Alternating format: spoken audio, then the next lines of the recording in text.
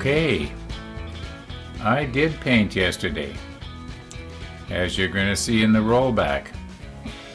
Now, when we were getting to the end of yesterday's rollback, I had my barrels set up much the way you see them right now, and I was noticing on the end of this one here, there's a little lump of something. Well, I do believe that that is stymylrez. I'm going to take a nice close look at it. You can use the microscope. I don't know if I'll be able to show it to you or not, but I'll try if I can. But I think that's a lump of stymylrez. And I think that it is that sort of thing that was causing us all the trouble yesterday in the rollback. So in order to better understand what I'm talking about, let's roll back. Okay. We are still basically set up the same way as we were at the end of yesterday's episode. And I'm going to start out at about 12 pounds and see if that'll work and slowly increase it if it doesn't. I do have to remember that I've got the 0.5 millimeter nozzle in here, so we're going to go through the paint a little bit faster. And my plan will be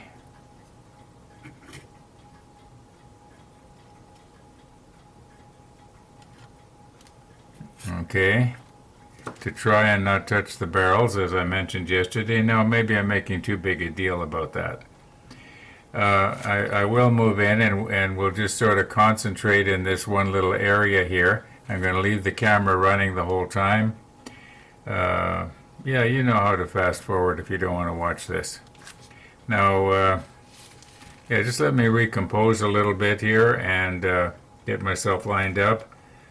I think this should work. This battery backup thing that I use, it has a tendency for some reason to time out. And you may notice that occasionally the thing will stop and then it'll start again. Well, that's what's happening. I don't know why it does that. I've tried to, it seems to me I even went online to find out, you know, why it is that this does this. There's a button on the side here that you push to sort of reset it. Now, it only seems to do that when I'm using the rotator. It doesn't do it for anything else. Anyway, let's get going here and see what's happening there.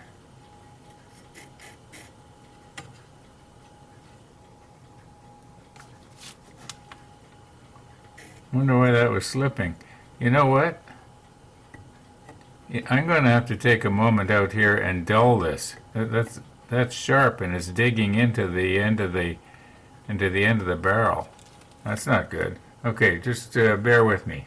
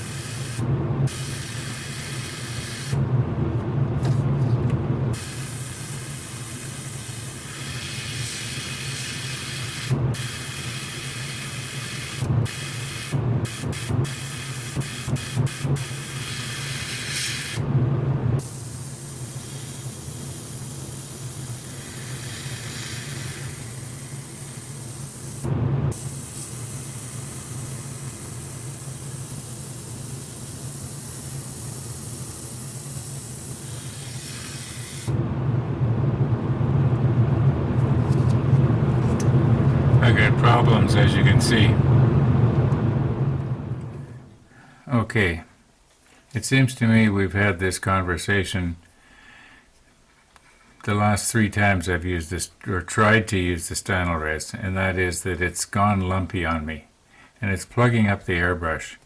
The airbrush, it started out fine and then it stopped, and what it was actually doing was back flushing. Okay, I'm still going to put on the stylo rest, but I'm going to try and brush it on, and we'll still use our rotator. I'll adjust everything so that this barrel will take up most of the top and bottom of the frame in your video, so we'll be able to see how well it goes on with a brush. I don't see why this shouldn't work. I might have to do 2 coats to make it look good, but that's all right. Then I'll do 2 coats. Just let me readjust here. Okay, I've kind of gone out of my way here to tweak everything so that it's going to be in the frame and it's going to be nice and sharp. And let's get our rotator going here. I'm going to try not to bump anything. And here we go. Alright, I'm sampling a little bit of stylo res. Now I do all 8 of these barrels. If you don't want to watch all 8 of them being painted, well, scrub ahead until you get to 12:35 in your timeline. But then you're going to miss 6 of them. Yeah, this is going to take 2 coats. That's all right. That's okay.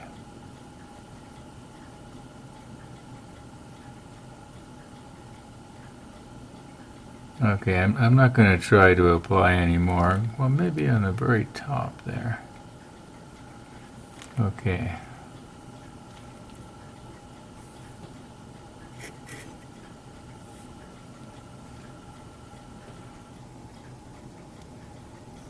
Sorry to be getting my hands in your way here. Now, where'd my tweezers go? I wanted to not touch the barrel, remember? And here we go again.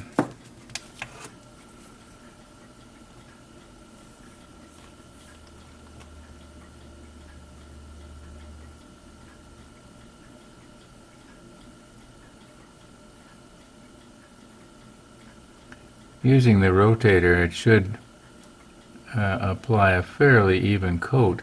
Now, am I seeing lumps on the side of that? Coming out of this paint, or is that air bubbles? This one didn't go as well. I guess I must have got a little careless there. Well, we'll let this dry. I think that after we do 2 coats, it should be all right.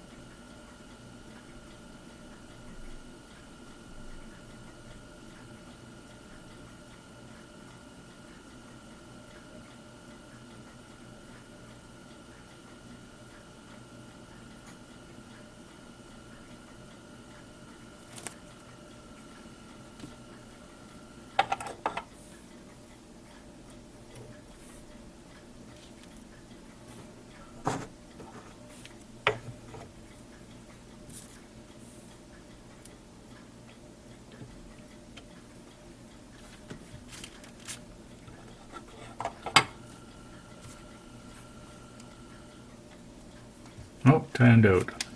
There we go.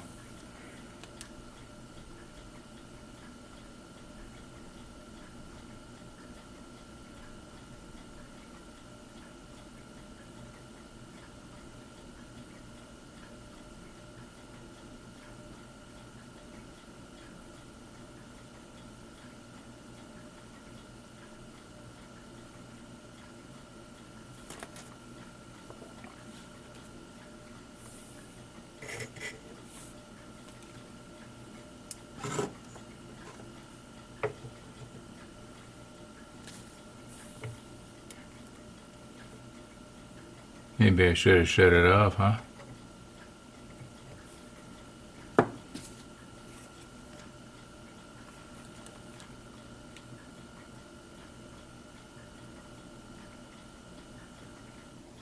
Oh, timed out.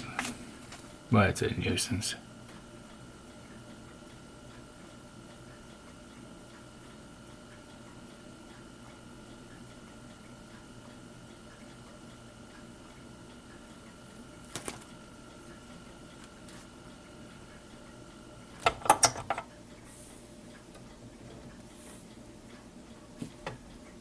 Oh, 3 to go. So how many of you are still with me on this and you haven't fast forwarded to the end?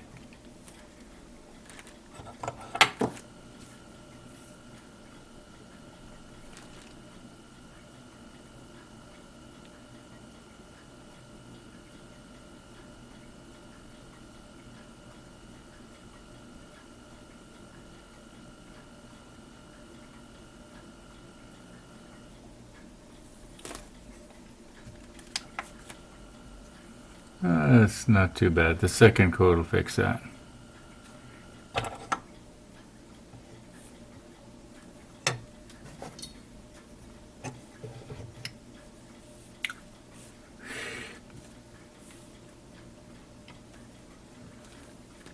Like I say, I'm making too big a deal about this not touching stuff.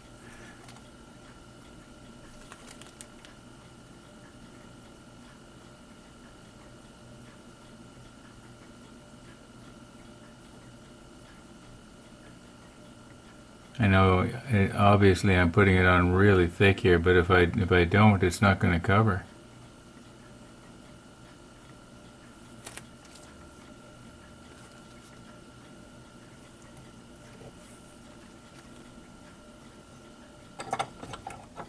And the last one.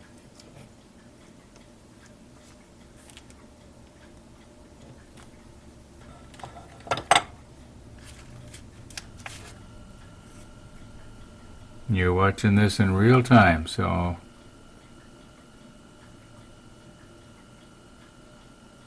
just be assured that your pain is also my pain.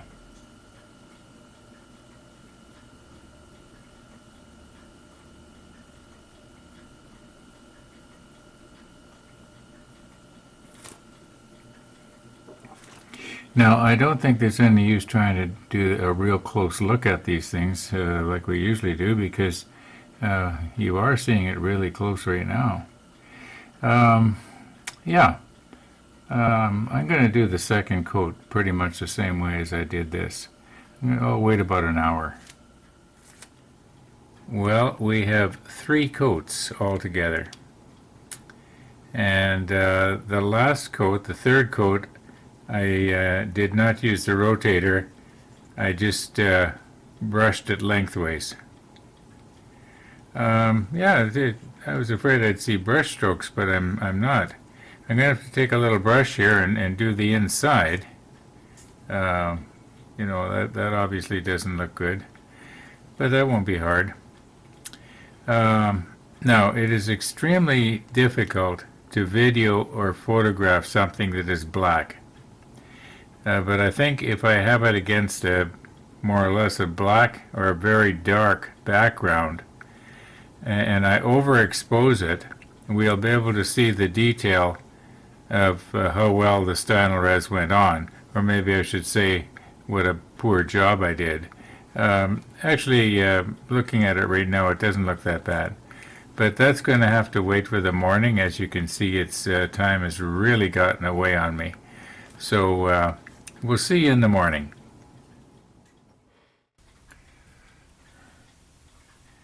Now, 2 things. When I'm grabbing hold of this, even though I'm using the tweezers that I put the little pieces of rubber on, if I rub this paint, I'm pretty sure it's going to make for a shiny spot where it rubs. So I'm going to want to be careful not to rub it. Now the second thing is, if I pull these out of here, and lay them down here so that we can move in nice and close with the macro lens. Oh, I've kind of given up with the showing you with the microscope, but what I can do is put on the super macro. This is the one over here that has the little piece of paint on it. I'm pretty sure it's paint. I know once again I'm making too big a deal out of this. So where am I going with this? If I pull these out of here now, it's going to make it a little harder to paint on the inside of the barrel, you know, where it's kind of not painted. So I'm going to just go ahead and do that now and get that done, except for this last one. You know what? Maybe we should take a look at this last one here, just very, very carefully. Can we move in on that little spot? Maybe you can see it there. Yeah, I think we can probably move in on that little spot and just leave it stuck in there. Oh, where's my super macro here?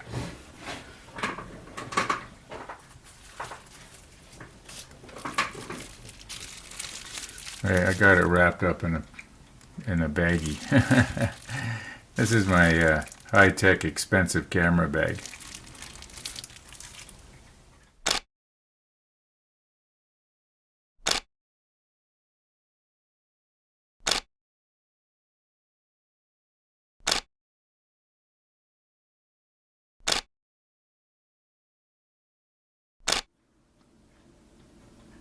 Okay, let's try not to bump this now because this super macro is so sensitive to distance. Like you notice the point of my blade, it goes out of focus very, very quickly. So now I'm pretty sure that's a piece of paint. This is a new blade, by the way.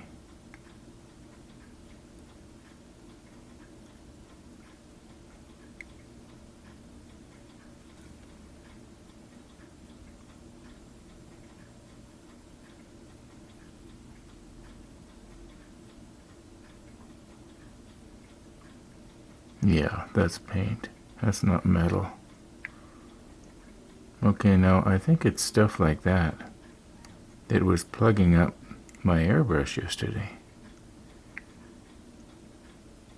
Now why is that styrene, you might say, congealing inside the bottle? I'm pretty sure that came from. And now it's possible that,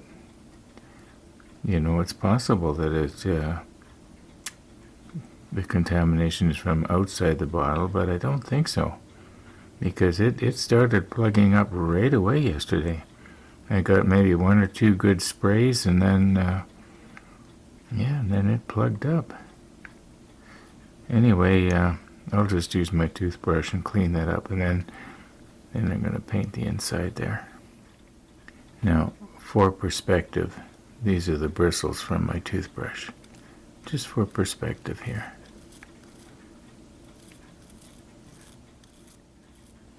Okay, we're back to the normal macro lens right now. And I'm just noticing maybe I didn't get that cleaned off as good as I could have, but I think once I painted over. Okay, now how many of you noticed that I can't talk and work at the same time? I'm just trying to get a little bit of styrene here.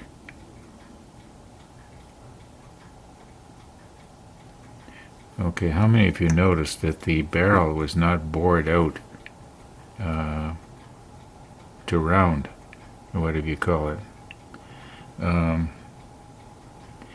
Yeah, it was when you're zoomed in like this, you see a lot of flaws that you normally would not see from arm's length.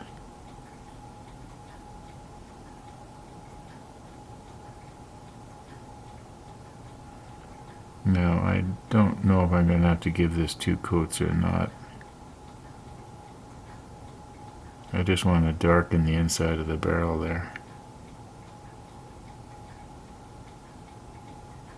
Yeah, well, see how it looks. Probably have to give it 2 coats. Okay, I'm going to go ahead and do the other 7 barrels. Yeah, oh, one more thing. Some of you may have thought when you saw me dropping the paint into this milk jug lid that that's probably where the contamination came from. But I just wanted to say that I was being extremely careful not to, get any little chunks. Like I say, I can't talk and work at the same time. Now, it seems to me that I had said I was going to try and take an overexposed shot of the surface of this paint. By overexposed, you can see how overexposed my finger is. Now, this may not work, but I'm going to try and roll them just a little bit so we can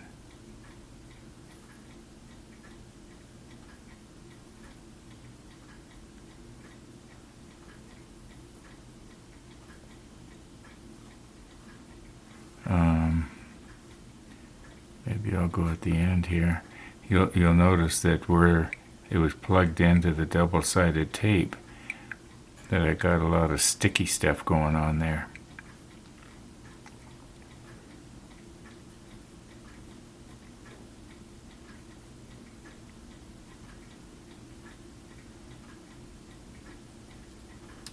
Okay, I think you get the idea.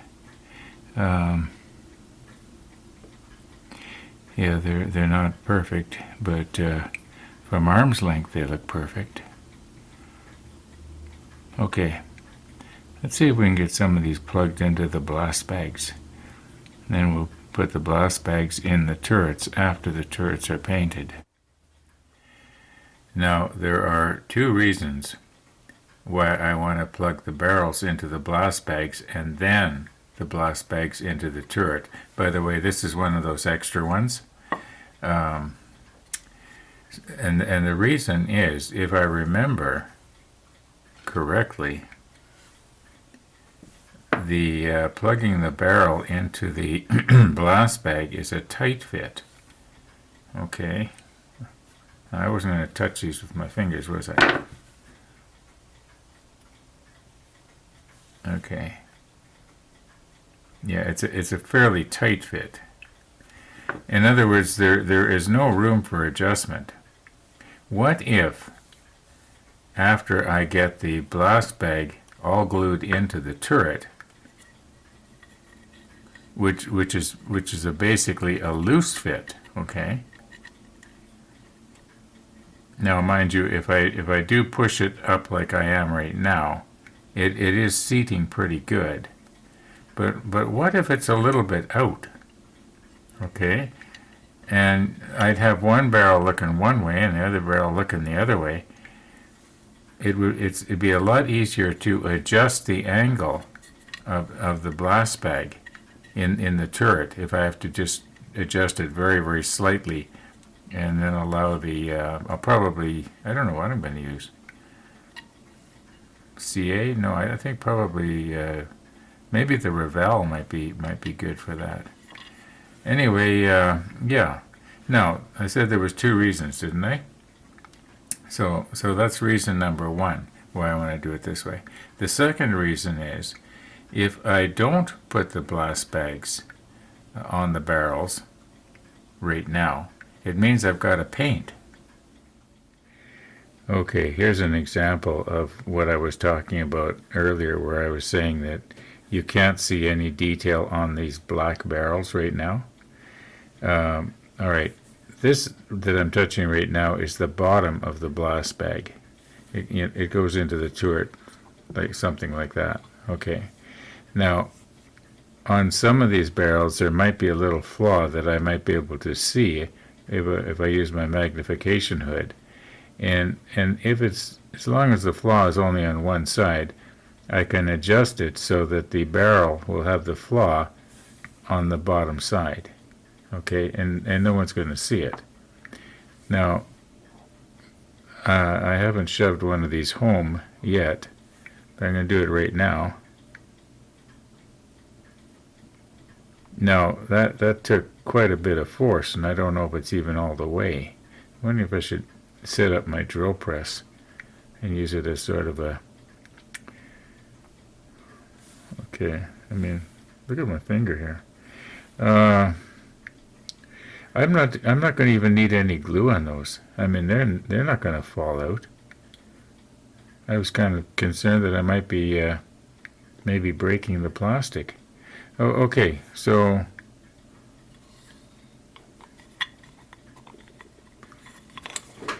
why can't I do this? Probably because the camera's running. Okay, yeah, I'll be able to adjust it later. And what I'll do is I'll just make sure that the barrels are of the same elevation, you know, up and down, and then look straight down on them, and make sure that they are of the same angle the other way. I know there's a word for it, but I can't think of it right now. Okay, I am going to use my drill press as an arbor press. It has about 2-inch travel. And I've been using drill presses as poor man's arbor presses for years. There's an outfit here in Winnipeg. It's a lot like Harbor Freight, and it's called Princess Auto, and every once in a while they'll have arbor presses on sale. Now, you'll notice on the bottom of the barrel, the paint is kind of, you might say, chipped off. Well, it just sort of peeled off. Now, I'm noticing that the paint does not stick to this aluminum or whatever this is as well as I would have liked. So let's see if I can do this now without breaking anything and still show you at the same time. Okay, I think I can. Okay, if I put my hand behind it, I should be able to, it should stand out. Now, this is a very tight fit. Now, I imagine I'm putting about 100 pounds pressure on that right now. Okay. Now, in all likelihood, we're probably going to have to repaint the muzzle. Would a barrel this big have a muzzle? Or would it be called something else? Anyway, you know what, folks? Monday, Wednesday, Friday, I get a coffee visitor. And we'll see you tomorrow. Thanks for watching.